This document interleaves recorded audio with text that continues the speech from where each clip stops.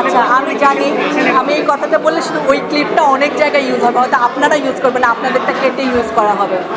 বয়স নিয়ে আসলে অনেক কথা হচ্ছে, ভালোই হলো আপনারা এই প্রশ্নটা তুললেন। আসলে আমি কখনোই নিজেকে ছোট প্রমাণ করে কোনো সুবিধা নিতে চাইনি, কিংবা সুবিধার জায়গাও না, বা মানুষও যে আমার বয়স শুনে সারপ্রাইজ হচ্ছেন সেটাকেও আমি দোষের কিছু মনে করি না।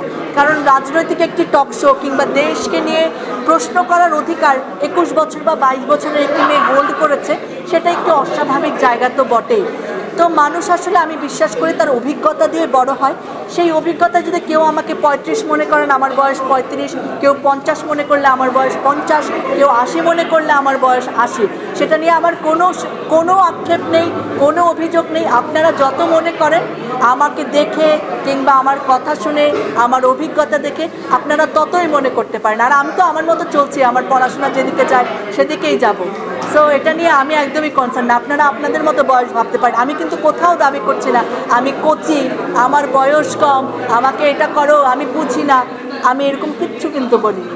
তো এটা নিয়ে আপনারা একদমই বদর হবেন না। জগন্নাথ ইউনিভার্সিটিতে পড়ি, অ্যানথ্রোপোলজি নিয়ে পড়ি।